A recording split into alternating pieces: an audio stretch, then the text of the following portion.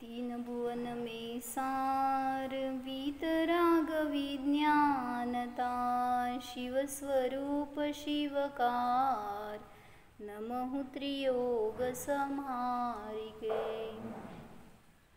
मुनि सकल व्रती बड़भागी भवभोगन तै वैरागी वैराग्य पावन माई चिंते अनुप्रेषा भाई चिंतत सम सुख जागे जीवलन पवन के लागे जब ही जिय आत्म जाने तब ही जिय शिव सुख ठाने जौवन गृह गोधन नारी हय गय जन आज्ञाकारी इंद्रिय भोग छिन थाई सुरधनु चपला चपलाई सुर असुर खगाधिप जेते मृग जो हरि काल दलेते मणि मंत्र तंत्र बहु होई मरते न बचावे कोई सबुगति दुख जीव भरे है परिवर्तन पंच करे है सब विधि संसार सारा या में सुख नाही लगारा. संसार भावना बघत होतो आम्ही. काय सांगायला लागले त्या ढालीमध्ये 12 भावनांचं स्वरूप सांगतात. 12 भावना कुठल्या असतात त्यातली आता पहिला झाली अनित्य, अशरण, संसार.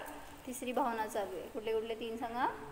अनित्य, अशरण आणि संसार. सांग. अनित्य, अशरण, अनित्य, अशरण आणि संसार भावना. म्हणजे काय? अनित्य भावना म्हणजे सगळं अनित्य आहे हे दाखवत असताना नित्य माझा आत्मा आहे. मग तुम्ही त्याचा आश्रय न घेता अनित्य काय म्हणजे हे शरीर आहे ते अनित्य आहे म्हणजे काय? ते अजीव आहे. अजीव नव्हे. अनित्य म्हणजे नष्ट होणार आहे.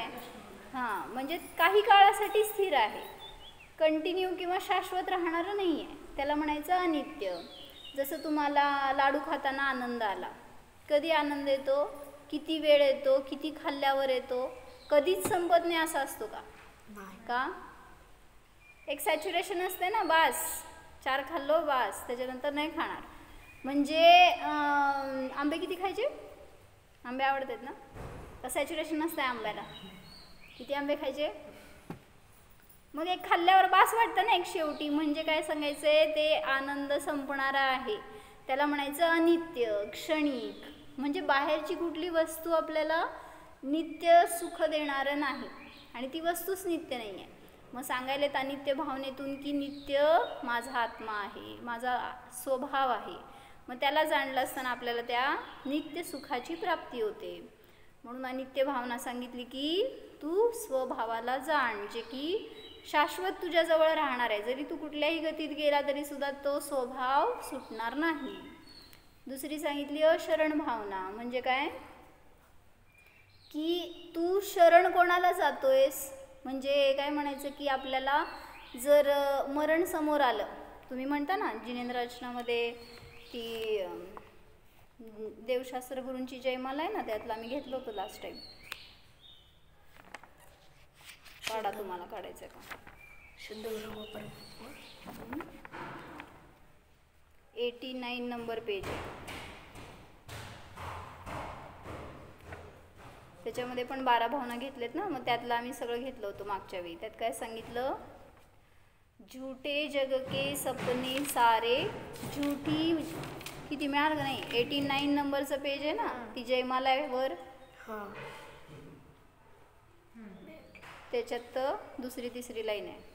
घ्या की पुस्तकं आहेत की आपल्याकडं. इतकं घेऊ श्रुती, दस भरपूर पुस्तक आहेत, गठ्ठा करून ठेवलंय बघ. मी पण ती घेऊ ठिका का? घे, नाही. घे, कुठं टच करू नको. काय सांगायला लागले म्हणा. झूठे जग के सपने सारे, झूठी मन की सब आशाएं, तन जीवन यौवन स्थिर है, क्षण भंगुर पल में मुरझाए. काय सांगताय? अर्थ सांगते. झूठे जग के सपने सारे. काय म्हणे सांगा. झूठे जग के सपने सारे मतलब क्या? इकडे इकडे इकडे इकडे इकडे. सगळं जे आपण बघतोय ते एक ना एक दिवशी मी म्हणा. सगळं जे मी बघतेय ते जे स्वप्न मी बघते ते सगळे खोटे आहेत. खोटा आहे. काही जास्त क्षणासाठी नाही राहणार आहे. बरोबर. झूठी मन की सब आशा आहे. म्हणजे जे काय मी इच्छा करते, आकांक्षा करते, सगळं खोटं आहे. का खोटं आहे? काय झालं? हे घे ताई, इकडं. का बरं खोटं आहे? म्हणजे तुम्ही स्वतःला मनुष्य मानता हेच खोटं आहे ना. त्यामुळे त्याच्यासाठी केलेली सगळी इच्छा पण खोटीच आहे. कारण ती राहणार किती वेळ?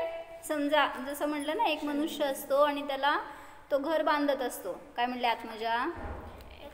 माझ्याकडे बघ. हां, सांग पुढची स्टोरी. तर त्याला इच्छा इतकी की जस्ट आता 4-5 दिवसाचं काम राहिलेलं असतं म्हटल्यावर तो पळत पळत सगळं ने-आण करायचं, सगळं तिथं तयारी करायचं काम करत असतो. आणि झालं काय की त्याचं प्लॅनिंग चालू होतं. काय 4 दिवसांनी आपल्याला ओपनिंग करायचं आहे, वास्तुशांती, गृहप्रवेश करायचा आहे. असं करत करत तो सगळं कामाला लावून माणसांना जेवायला म्हणून घरात गेला होता. आणि जेवायला असं बसला, खीर खायला बसला होता. खीर पाहिजे होती त्याला खायला म्हणून. आणि खायला बसला आणि फोन आला तिथून की काहीतरी अर्जंट पाहिजे आणि या म्हणून. ती खीर ठेवली, सांगितलं बायकोला थांब मी आलोच, नंतर खातो. गेला कामापाशी, तिथं जिथं घर बांधत होते तिथं असं दरवाजातून आत येणार होता. तर त्या दरवाजाच्या वर, किती मजली घर होतं ते, तिथं वर काम करणारा मनुष्य होता. त्याच्या हातातून सहज हातोडा सुटला. काय झालं? सहल थोडं सुटलं. खाली सेठजी कॅच केले नाहीत. त्यांच्या डोक्यावरच पडला. आणि काय झालं? त्या घरात प्रवेश करायच्या आधीच मरण झालं. खीर तिथं ठेवून आले होते. म्हणजे म्हणायचंय किती क्षणासाठी आता घरात राहायचे स्वप्न सांगा. झूठी मन की सब आशा आहे. म्हणून तुम्ही जे काय आशा इच्छा करता ना, मला हे पाहिजे ते पाहिजे, काय कार पाहिजे म्हणून फॅन्टसी लोकांची, कधी पूर्ण होणार? म्हणजे आपण जगणार आहे की नाही हे माहीत नाही, पण किती मोठे मोठे ख्वाब आपले. म्हणून सांगताय झूठी मन की सब आशा आहे. मुनी काय आशा करतात हो? का नाही करत? ते पण आपल्यासारखंच आहेत की नाही? त्यांचं पण शरीर आपल्यासारखं, काय ज्ञान थोडंफार, सगळं रुटीन आपल्यासारखं समजा. सकाळी उठणं, झोपणं, खाणं पिणं हे सगळं आहेच ना. मग त्यांना का आशा नाही? क्यों? असं म्हणतात ते मुनी असतात म्हणून त्यांना नसते. म्हणजे ते आपल्यातूनच झालेत ना मुनी. जसं म्हणलं की चक्रवर्तीकडे किती असतो खजाना, काय म्हणायचं, तुम्ही मोजू शकणार नाही इतकं खजाना असतं. आणि जर तो तृप्त असेल ना, की ते भोगणारा मी नाही आहे, मी जाणणार आहे, ही जर त्याची भावना असेल तर त्याला आसरव बंद नाही कशाचं. म्हणजे तो अडकत नाही त्या परिग्रहामध्ये. त्याच्या निमित्तात त्याला नरकाला जावं लागणार नाही. त्याला इच्छा नाही नसती राहत. जर त्यांनी त्या भोगामध्ये रमला, माझ्याकडे एवढं ऐश्वर्य, मी श्रेष्ठ, माझं एवढं बल वगैरे, तर नियमाने नरकात जाणार. आणि जर अशी काही इच्छा करत राहील, अजून मला विजय मिळवायचा आहे, अजून मला चक्रवर्ती नाही, कोण राजा वगैरे समजा, मला अजून वैभव पाहिजे, अजून सगळ्या इतरांवर राज्य करायचं आहे, मिळवायचं आहे, जेवढी आशा करणार तेवढं नियमाने दुःख भोगावं लागणार. म्हणून सांगतायत काय, कोण कोण अस्थिर आहे हे घेतलं त्यांनी. तन जीवन यौवन अस्थिर है. शरीर, जीवन म्हणजे आयुष्य, आणि यौवन म्हणजे तारुण्य. किती क्षणासाठी राहतं? क्षणिक आहे, अस्थिर आहे. क्षणभंगुर पल में मुरझाए. त्यामुळं ते क्षणात नष्ट होणारं आहे. ह्याच्यावरून सांगतायत की सगळं जग, सगळा संसार अस्थिर आहे, अनित्य आहे, पण माझा आत्मा त्याच्यापासून भिन्न नित्य आहे. कुठल्याही पर्यायात गेलो तरी सुद्धा मी नित्य आहे. मग आम्ही आज सकाळी काय घेतलं होतं विषय की भव्य कोणाला म्हणायचं आणि अभव्य कोणाला म्हणायचं सांग. भव्य म्हणजे कोण माहित आहे? अभव्य म्हणजे कोण? काय सांगितलं होते आरजवी? भव्य म्हणजे ते काय हे डोरच्या बाहेर गेल्यावर विसरायसाठी सांगितलं नाही आहे, लक्षात ठेवायसाठी सांगितले. मी काय सांगितलं होतं सकाळी? म्हणून सकाळी यायचं असतं ऐकायला, दुपारी यायचं, संध्याकाळी यायचं. काय करताय घरात बसून? आहे तर उलटं सगळं मिळवायचं कधी मिळतं तेव्हा. काय त्यांना दोघांना घेऊन या. काय नाव तुमचं? निर्जरा. किती भारी नाव आहे. निर्जरा घरात बसल्यावर होत नसती, तिथे जरा असं जवळ आल्यावर होत असती. काय सांगितलं? भव्य म्हणजे कोण?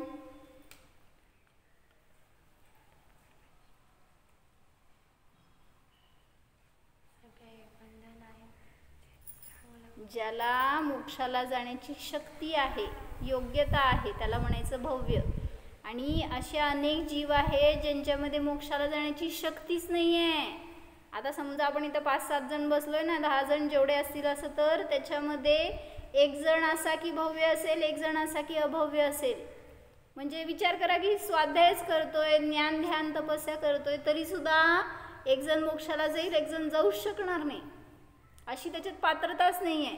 म्हणून सांगतायत की अशा पर्यायात जन्मलो आणि मरणार हे सुद्धा एक संसार आहे. आणि मग भव्य म्हणजे काय? ज्याला सम्यक दर्शन प्राप्त होऊ शकतं, जो आपलं कल्याण करू शकतो. आणि अभव्य म्हणजे काय? ज्यांनी कितीही पुरुषार्थ केला, कितीही धर्म केला, तरी सुद्धा त्याला मुक्ती नाही, तो सुटू शकत नाही संसारातून. असा आहे संसार. म्हणून सांगितलं की आपल्याला पुरुषार्थ एवढाच करायचं आहे, मी कुठल्याही पर्यायात गेलो तरी सुद्धा मी जाणणारा आहे, या सर्वापासून मी भिन्न आहे, मी मिताली. बरोबर का? नाही तर म्हणा की मग मी कोण? म्हणजे जी पर्याय मिळाली त्या रूपच मी स्वतःला मानलं, ही माझी चूक आहे. मग मी इथून मेलो आणि कुठं गेलो? कुठं जायचं आहे? नरकात. नरकातच जाणार की. बाहेरचं खातो म्हटलं कुठं जाणार? कुठं जाणारस मी? नरकात जायचं आहे ना. असं बस देवासारखं. मग नरकात जायचं नसलं तर काय करायचं? देवाजवळच बसायचं. मग स्वर्गात जातो का? असं नाही. म्हणून सांगतायत काय की भव्य आणि अभव्य सांगत होते मी. तर सगळा संसार या भव्य आणि अभव्य जीवांनी भरलाय. काही जीव भव्य आहेत तर काही जीव अभव्य आहेत. भव्य म्हणजे एकी पुढे इथं मोक्षाला जायची ज्यांच्यामध्ये पात्रता आहे ते भव्य, आणि जे काहीही केले तरी मोक्षाला जाऊ शकणार नाही त्यांना म्हणायचं अभव्य. आपण कोण? आम्हाला घरी जायची पात्रता आहे, संसारात रमायची पात्रता आहे. सांगा, संसार दुःखमय आहे, पडू नकोस. अय्यो खरं खरं सांगताय. तुम्हाला आहे एंट्री आमच्याकडे, चालते. आता सोडला तरी चालते. श्रुती पुढच्याच ठेस मागचा शाणा. म्हणजे संसार दुःखच देणार आहे, कोणाचा पण असू दे तो. किती चांगला मनुष्य असू दे, चांगली मुलगी असू दे, तरी सुद्धा काय म्हणते तिथं पोळणारच. तिथं दुखणारच, आपल्याला त्रास होणारच. पण धर्म एक असा आहे की जिथं काहीही त्रास नाही. प्रत्येक दिवस म्हटलं ना, मागच्या वेळी सांगितलं होतं ना, तुमच्या लाईफमध्ये कसं आहे माहिती का? सकाळी उठा, स्वयंपाक करा, जीव घाला, जेवा, खावा, प्या आणि झोपा.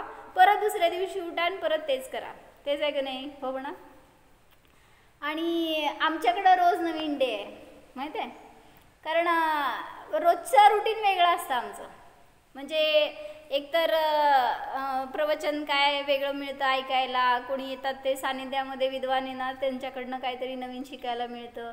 किंवा असे अनेक संपर्कात येणारे जीव असतात ज्यांच्याकडनं आम्हाला बोध मिळतो, ज्यांना बोध मिळतो आम्हांकडून वगैरे. त्यामुळं रोजचा दिवस अपूर्व असतो धर्मामध्ये. काय नवीन वाचायला मिळालं तर वेगळा आनंद भोगावायला मिळतो. पण तुमच्यात काय हो? रोटी करा, भाजी करा, आमटी करा, रस करा, वास. म्हणून तसल्या संसारात मला पडायचं म्हण की आदिती पडायचं म्हण म्हण वचने का दरिद्रता. कधीतरी उदय मिळेल की आपल्याला तो भोगायला. मला असल्या संसारात पडायचं म्हण म्हणते नाहीच. संस्कार तर करायचे आपल्यावर, जेणेकरून कधीतरी आपल्याला जेव्हा वैराग्य होईल ना कधी कुठल्या भवामध्ये, त्यावेळेस हे संस्कार आपल्याला मदत करतात. म्हणून सांगितलं की सगळं क्षणिक आहे, त्याच्यापासून स्वतःला भिन्न जाणा. पुढचे 2 लाईन म्हणा. सम्राट महाबल सेनानी उस क्षण को टाल सकेगा क्या.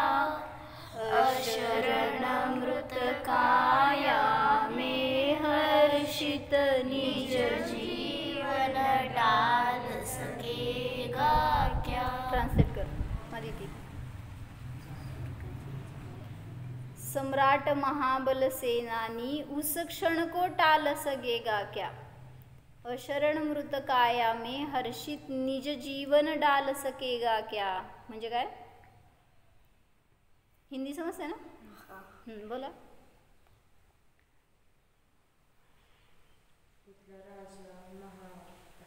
कोण असेल तर एखाद्या क्षणाला परत आणू शकतो का? किंवा एखादी नाही नाही, त्या क्षणाला टाळू शकतो का? एखादी नसेल पाहिजे ती गोष्ट. नाही, ज्या क्षणी तुमचं जीव या शरीरातून निघून चाललाय त्या क्षणाला टाळू शकतो का? जो कोणी सम्राट आहे, महाबलशाली असा राजा आहे, योद्धा आहे, त्याला तर आपलं मरण चुकवता येतं का?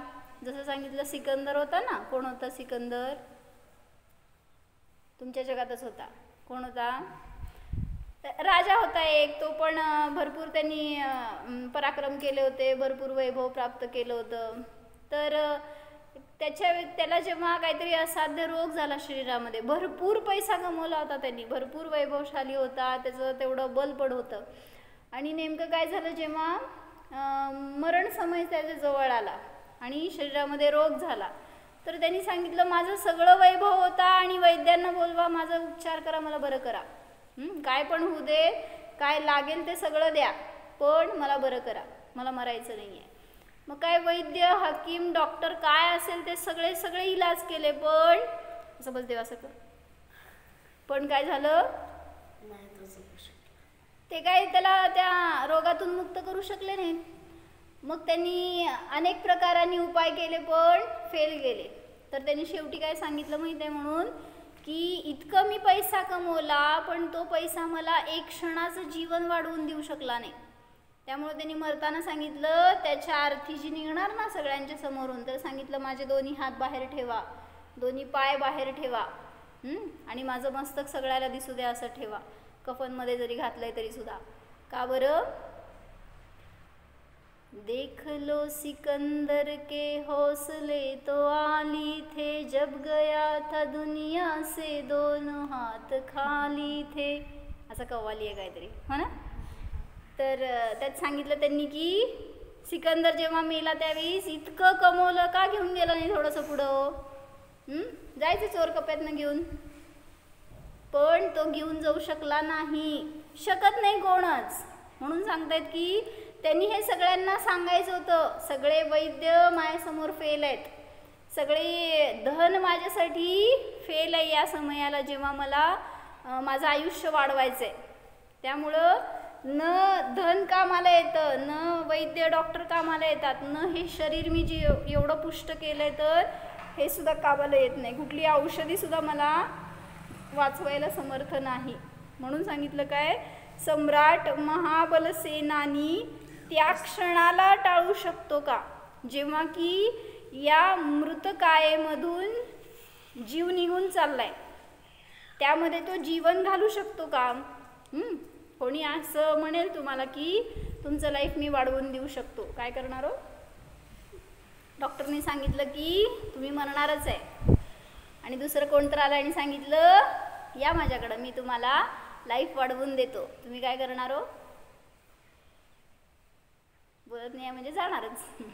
हां, काय करणार? काय भैया? कारण त्याला एन केन प्रकारेण मरायचंच नाही आहे. डॉक्टर बदलेल, औषधं बदलेल, ते काय म्हणायचं, डॉक्टरांना सोडून देऊन गंडाताईत दोरा कुठल्या तरी देवाच्या कुठंतरी नवस कशाच्याही आहारी जातो. मग का, हे माझं शरीर नष्ट होऊ नये, मला जीवन मिळावं, अजून मला जगायचंय. जरी काय म्हणायचं जख्म माथारा असेल ना तरी सुद्धा त्याला मरायचं नसतं. माहित आहे तुम्हाला. म्हणजे किती त्याच्या शरीरात पीडा असेल, रोग असेल, त्याला म्हटले रोग. मागे एकदा सांगितलं होतं ना, काय झालं होतं त्याला, सर्पदंश झाला होता आणि काय झालं तरी सुद्धा मरत पण नव्हता आणि जगत पण नव्हता. अशी त्याची म्हणजे चांगलं त्याचं निरोगी पण होत नव्हता. म्हटल्या डॉक्टरांनी सांगितलं काय, म्हटल्या काय ह्याला कुठलेही उपाय कार्य करत नाही तर त्याला मरू द्या, काय त्याला द्यायचं असेल तर द्या आणि ते मरू द्या तो. तर लोकांनी जाऊन एकदम जहरील्या सापाचं विष आणलं आणि त्याला घातलं. तर ते विषाला विष मारलं आणि तो जगला, म्हणजे चांगला झाला. म्हणून म्हणायचं बाहेरचं कुठलं औषधी वगैरे जीवन देणारं नसतं किंवा जीवन घेणारं पण नसतं. म्हणून सांगतायत की अशरण मृत कायेमध्ये कोणीही मला जीवन घालू शकत नाही. म्हणून हे शरीर शरण नाही आहे, तर शरण कोण आहे, त्या शरीरामध्ये असणारा आत्मा शरण आहे. त्या आत्म्याला वेगळं जाणलं तर तो शरणभूत वाटायला पाहिजे आपल्याला. किंवा चत्तारी शरणम पवज्झामी. कुठले 4 शरण आहेत, अरिहंत सिद्ध आचार्य, अरिहंत सिद्ध म्हणा की चत्तारी शरणम पवज्झामी, अरिहंते शरणं पवज्झामि, सिद्धे शरणं पवज्झामि, साहु शरणं पवज्झामि, केवली पण्णत्तम धम्मम शरणम पवज्झामि. सांगा 4 शरण कुठले, अरिहंत सिद्ध, साधू आणि केवळ भगवान त्यांनी सांगितलेला मार्ग, धर्म, वितराग धर्म. तुम्ही का एवढं बसलाय काय भैया, 4 शरण कुठले सांगितले की अरिहंत सिद्ध साधू आणि केवली प्रणित धर्म. आणि 5वं सांगितलं माझा शुद्ध आत्मा. हे सोडून मला जगामध्ये कोणीही शरण नाहीच. कधी जाणवतं माहिती काय तुम्हाला, जेव्हा संकट आलं आणि सगळ्यांनी पाय काढून घेतलात, मागं सरकले, त्यावेळेस तुम्हाला समजतं की जगात कोण आपलं नाही आहे. होय. आणि तेच सगळे बरोबर असताना हो, सगळे माझे वाटतात, सगळ्यांच्या बरोबर रमावं वाटतं, सगळेजण आपले वाटतात. आणि इतका विश्वास असतो ना की सगळे काय म्हणायचं सुखदुःखामध्ये साथी होणारे असतात असं वाटतं. हो ना, म्हणजे लाईफ पार्टनर म्हणता ना तुम्ही, तर ते तुमचं सगळं सुख आणि सगळं दुःख घेतात का हो, नाही घेत का काय करतो काय जाच म्हणजे काही झालं तरी सुद्धा आपलं सुख आपल्यालाच भोगावं लागतं, आपलं दुःख आपल्यालाच भोगावं लागतं. कोणी शेअर करणारं त्याच्यामध्ये जगात कोणी नाही आहे. म्हणून सांगतायत की संसारामध्ये शरण आहे तर आपल्याला आपला स्वभावच शरण आहे, बाहेर कोणी शरणभूत नाही. पुढं 3रं म्हणा, संसार 89 नंबरचं पान नंबर आहे ते, जे मला घेत होतो ना आपण, त्यातली 12 भावना बघतोय. तुझं पान नंबर वेगळा असेल तर बघ. केवल रवी किरणोसेचं जयमाला. संसार महादुख सागर के प्रभु दुखमय सुख आभासों में, मुझको न मिला सुख क्षण भर भी कंचन कामिनी प्रासादों में. सांगा अर्थ मिताली. संसार महादुःख सागर के, म्हणजे संसारात दुःख सुख नाही, दुःखाचं सागर आहे, म्हणजे न संपणारं आहे. दोषींच्या घरामध्ये दुःखाचं सागर आहे म्हण. दुःखमय सुख आभासो में. आभास म्हणजे हॅल्युसिनेशन काय म्हणतो, आभास म्हणजे हां सुखासारखं. मृगजळ म्हणतो ना, आभास म्हणजे नसतं पण आहे वाटतं, असतं पण नाही वाटतं, असं त्याला म्हणतात आभास, भास. हां दुःखमय सुख आभासो मे. संसार रूपी दुःखामध्ये सुखाचा आभास होतो असं सांगतायत. पुढं मुझको न मिला सुख क्षण भर भी. कंचन कामिनी प्रासादों में. म्हणजे कंचन म्हणजे सोनं, कामिनी म्हणजे स्त्री, प्रासाद म्हणजे घर, सगळं घ्यायचं त्याच्यामध्ये, घर आदी परिग्रह. मुझको इनमें क्षणभर भी सुख न मिला. किनमें किती कपडे बदलले, किती दागिने घातले, किती घरं बदलली, किती परिग्रह वाढवला, किती भव बदलले, तरी सुद्धा संसार असा आहे की तो दुःखच देणारा आहे, दुसरं काही देऊ शकत नाही. म्हणून संसाराचं स्वरूप सांगतायत. मग मला याच्यातलं आज वाचायचं होतं की निगोदी जीवांचा संसार कसा असतो माहित आहे? निगोदी जीव म्हणजे कोणते सांगा. हां, निगोदी जीव म्हणजे भैया, निगोदी जीव म्हणजे हां, निगोदी जीव म्हणजे एकेंद्रिय जीव, ज्यांचं की एका श्वासामध्ये 18 वेळा जन्म मरण होतं, असे ते निगोदी जीव. म्हणजे फार अल्प आयु आहे, जे की असं जन्मतात असं मरतात. तुम्ही एक श्वास घेऊपर्यंत त्यांचं अनेक वेळा जन्म मरण होतं. घ्या श्वास, घेत आहे ना तेवढ्या वेळामध्ये किती सेकंद लागलं तुम्हाला, तेवढ्या वेळामध्ये त्यांचं अनेक वेळा जन्म मरण झालं. इतकं लाईफ स्पॅन त्यांचं छोटं आहे. म्हणून सांगतायत की त्यांना मग दुःख कशाचं, मागं विचारलं होतं मी. त्यांना काय कमवायचं नाही, बनवायचं नाही, शिजवायचं नाही, कोणाला सांभाळायचं नाही, काय नाही, मग कसलं दुःख? मस्त जगायचं आणि जायचं पुढच्या भवामध्ये. काय आपल्याला तुम्हाला ट्रिप करायची असती ना, त्यांची तर सारखी ट्रिप चालू असती. मग काय दुःख? मरणार आहे हेच महान दुःख आहे. ज्याला म्हणलं ना आता महारोगी असेल, विचार पण करायला टाइम नाही त्याला. हां, पण तेवढं लाईफ सुद्धा आहे ना, ज्ञान तर चालू आहे, एक क्षणासाठी सुद्धा बंद पडत नाही ज्ञान. त्यामुळं ते ज्ञान त्याला दुःखच देतं, तिथं सुख त्याला भोगायलाच मिळत नाही. हे सांगतायत का नाही आहे त्याच्यात? बरं, तर निगोदातील दुःख कसे हे सांगायला लागले. शिकारीच्या त्रासाने भयभीत झालेला ससा स्वतःच्या रक्षणासाठी पळत होता. शिकारी आला मागून आणि तो सस्याची शिकार करणार होता. तर त्याला स्वतःला वाचवायचं होतं. कुठं जाऊन लपणार सांगतो? कुठंतरी बीळ मिळालं, कुठं काय खाचखळगे मिळालं, असं जाऊन लपणार ना. तर त्याला दिसलं एक असं गुफा टाईप छोटंसं, तर बीळ टाईप म्हण, आणि त्याच्यामध्ये तो शिरला. तर ते होतं अजगराचं तोंड, जो की आ वासून बसला होता. म्हणजे ते त्याला बीळ वाटला आणि तो त्याच्यामध्ये घुसला. सांग, शिकारीकडनं मेला का वाचला? शिकारीकडनं पण मरणारच होता आणि पुढं पण मरणारच होता. म्हणून सांगतायत की शरण कोण नाही आहे जगामध्ये, आणि संसार हा असा आहे की कुठूनही गेला तरी पण मरणारच. असं शिकारीच्या त्रासाने भयभीत झालेला ससा स्वसंरक्षणार्थ आवासून बसलेल्या अजगराच्या तोंडाला बीळ जाणून प्रवेश करतो. त्याप्रमाणे अज्ञानी जीव क्षुधा, तृष्णा, काम, क्रोधादिक इंद्रियांच्या विषय तृष्णेच्या संतापाने संतापाने तृप्त झालेला विषय हेच कोणी अजगराचे मुख त्यात प्रवेश करतो. म्हणजे काय झालं, तुम्हाला क्षुधा म्हणजे भूक लागली, तर तुम्ही काय करताय? खाताय. म्हणजे त्या क्षुधेला वाढवतो का कमी करतो सांगा? वाढवतो. कसं? कसं? भूक शमणार ना खाल्ल्यावर, मग भूकेला वाढवता का शमवता? नंतर म्हणजे आपण ती भूक वाढवतोयच. म्हणून त्यांनी आज सकाळी मी हेच घेतलं वाक्य की जितकं संयमामध्ये राहणार तितकं सामर्थ्य वाढतं.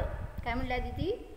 मी 2 टाईमच खाणार असं जर नियम केला कोणी, तर त्यातून त्याची शक्ती वाढती, कमी होत नाही. तुम्ही 10 वेळा खावा, उलट आहारी गेलो त्याच्या, आपण ते काय म्हणायचं, त्याच्या अधीन झालो. नाही खाल्ला तर मराल तुम्ही. पण मुनिराज काय करतायत?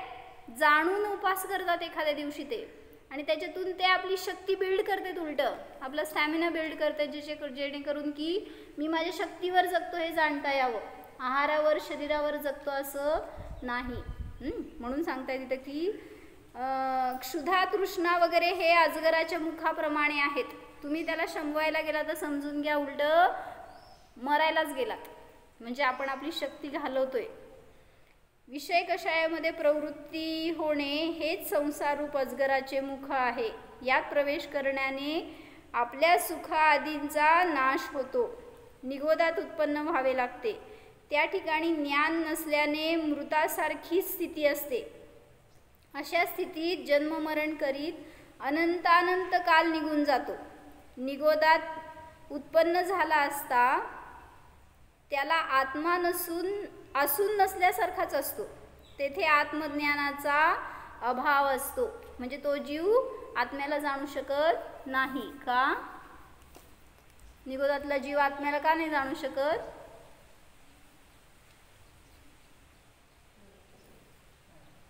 काय? हां, मन नाही आहे, बरोबर. का नाही जाणू शकत? संज्ञी पंचेंद्रिय जीवालाच आत्म्याला जाणण्याची शक्ती असते. एकेंद्रिय जीवांमध्ये मन नाही आहे, तशा प्रकारचं हिताचा विवेक नाही आहे विचार करण्याचा. त्यामुळं अशा ठिकाणी आत्मज्ञानाचा अभाव आहे. ज्ञान आहे ना, म्हणजे ज्ञानाने जाणतो आपण, मनाने काय म्हणायचं, मनाने संकल्प विकल्प करतो, हे चांगलं आहे, ते वाईट आहे, ते पाहिजे, हे नको. पण त्यांच्याजवळ ज्ञान आहे आणि त्याच्याबरोबर संज्ञा आहेत. कुठल्या संज्ञा? 4 संज्ञा असतात त्या.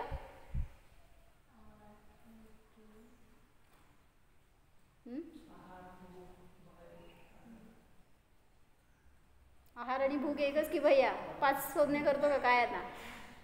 काय काय? आहार, भय, मैथून आणि परिग्रह. तर हे 4 संज्ञा त्यांच्याजवळ पण असतात. संज्ञा म्हणजे तशा टाईपनी प्रवृत्ती म्हणा, ज्ञानाचा व्यापार म्हणा. आहार म्हणजे एकेंद्रियांना पण भूक लागते, असं खात नाहीत ते, त्यांना तोंड असतं का? मग कसं जेवतात एकेंद्रिय? पाणी जेवतं माहिती तुला? पाणी एकेंद्रिय जीव आहे. कसं जेवतं? अग्नी एकेंद्रिय जीव आहे, वायू का एक जीव, हे जीव आहेत. कसं जेवत असणार सांग? आता ठीक आहे, तुम्हाला हे दिसतंय त्यांना रूट्स आहेत, त्याला तुम्ही पाणी घालता, ते पितात वगैरे म्हणून. पण 5 एकेंद्रिय जीवांच्याकडं 4 संज्ञा आहेत. त्यामुळं तशा प्रकाराने त्यांचा व्यापार चालतो. वायू का एक जीव आहे, त्यांच्याकडं पण मैथून संज्ञा आहे, भय संज्ञा आहे.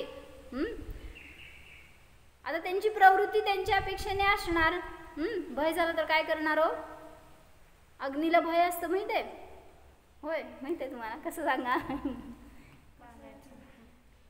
भय असताना ती भडकती म्हणा, म्हणजे किंवा क्रोध असेल तर भडकती असं, किंवा कशाला वारं नसलं तरी भडकते. त्याच्यात आता वारं नसलेल्या खोलीमध्ये अग्नी लावायची तर त्याला पण ऑक्सिजन आहेच की, ते श्वासोश्वास तर चालणारच आहे की त्यांचा, त्याचा तर विषय नाही आहे.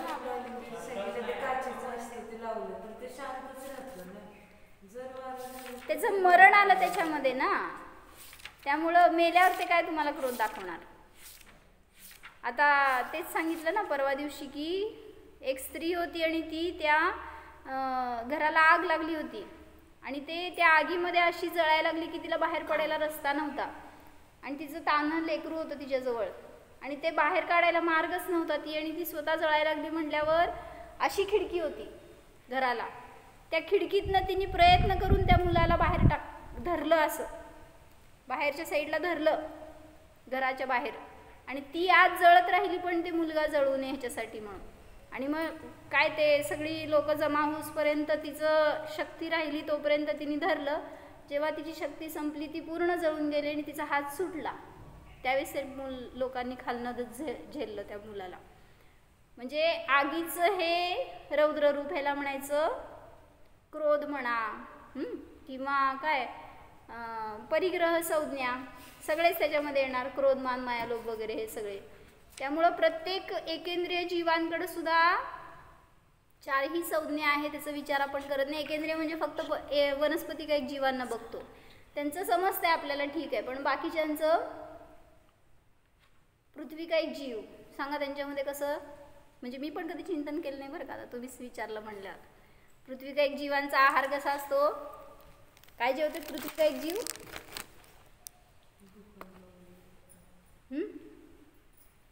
पृथ्वी का एक जीव म्हणजे कुठं असतात? जमीन. पण ही जमीन नाही, हे फरशी म्हणजे मेलेलं शरीर आहे, रेड बॉडी आहे ही.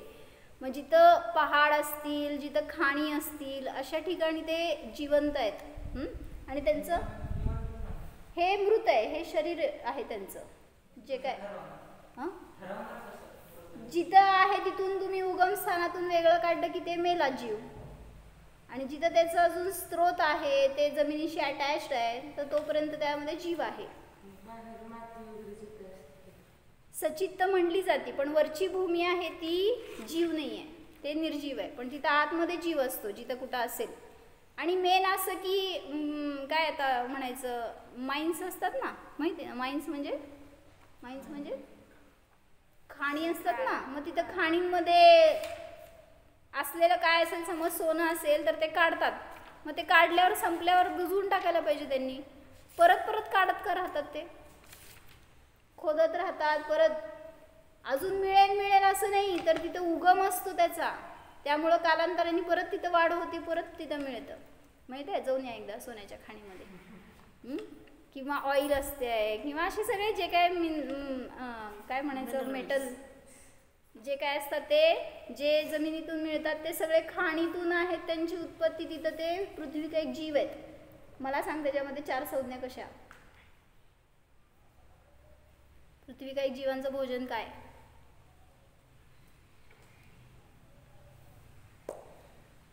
आहार, भय, मैथुन, परिग्रह. भूकंप होतो ना,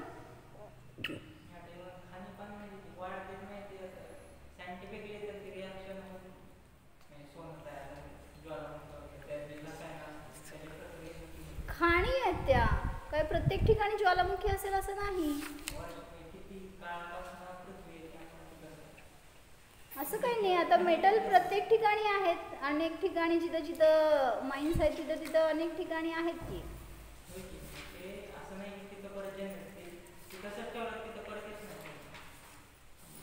नाही, जिथं खाण आहे ना जिवंत, तर तिथं खाणीत उत्पत्ती होत राहते की.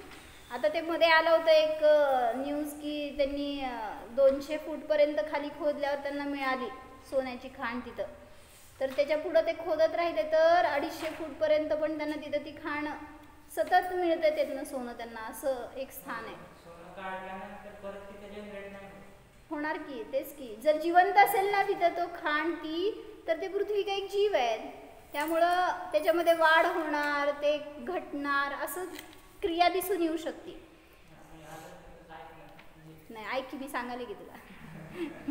तर असं पण होऊ शकतं जिथं की ते तिथं जीव आहे तो, तर त्यांच्यामध्ये अशी सगळी क्रिया दिसून येणार. ते आहार ग्रहण करणार कशा रीतीने असेल हे माहीत नाही आपल्याला, पण आहार आहे, भय आहे, मैथुन आहे, परिग्रह आहे. सगळ्या पाची एकेंद्रिय जीवांमध्ये सगळ्या प्रकारांनी क्रिया चालू आहे. हे आज त्यांचा संसार. ह्याला सोडून त्यांचा संसार काय हो? आपल्याला आपला संसार म्हणजे वाटतंय घरदार, पैसा, अडका, काय मुलं बाळ पोरं, त्यांचा संसार. हे संसार नाही, प्रत्येक जीवाला संसार आहे. त्यामुळे त्या एकेंद्रियांचा संसार म्हणजे जन्म आणि मरण, आणि या चार संज्ञांमध्ये फिरत राहणं. त्यामुळं आपण पण हेच केलं अनादीपासून. एकेंद्रियांमध्ये जन्मलो आणि या चार संज्ञांच्या आहारी गेलो. परत 2 इंद्रिय झालो, त्रिंद्रिय, चतुरिंद्रिय, पंचेंद्रिय झालो. परत काय केलं एवढ्या दिवसामध्ये, एवढ्या भवांमध्ये? सतत हेच भाव केले आणि जन्ममरण करत राहिलो. त्यामुळं अजून संसारातून सुटलो नाही. मग सुटायचं तर काय करायला पाहिजे?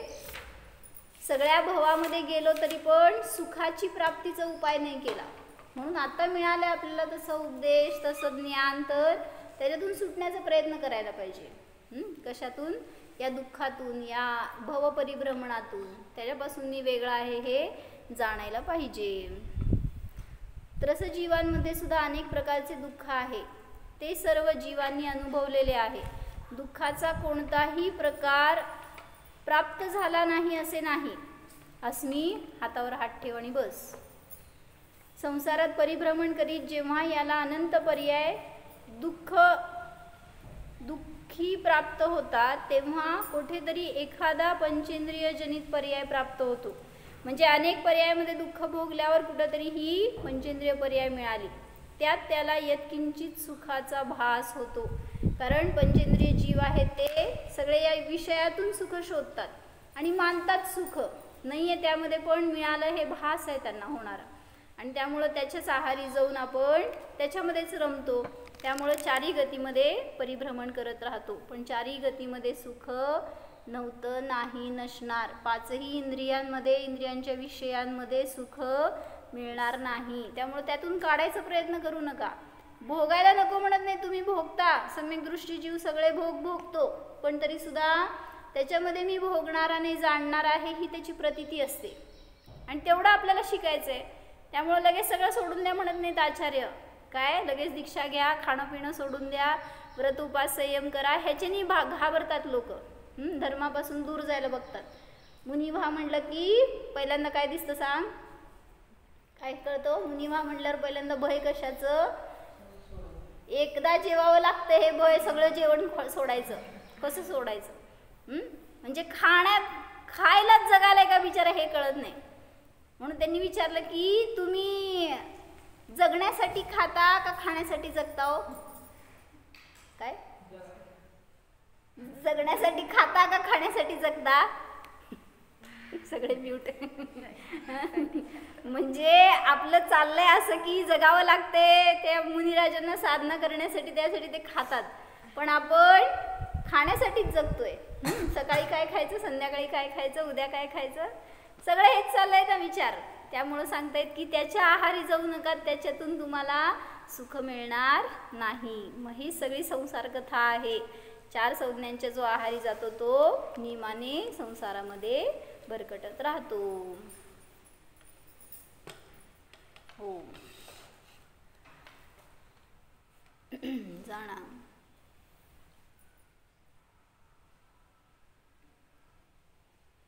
स्वतःच्या निसंसार स्वरूप आत्म्याला जाणा. पहा, मी म्हणजे आत्मा आहे, मी म्हणजे चेतन जीव आहे. इंद्रियवाला मी नाहीच, मी तर अतींद्रिय आहे. सर्व गतींच्या अतीत आहे, सर्व दुःखाने रहित आहे. शरीर हे माझे स्वरूप नाहीच, मी तर सर्वापासून अस्पर्शी आत्माच आहे, ज्ञाताच आहे. जाननहार स्वरूपोऽहं जीवोऽहम्. ओम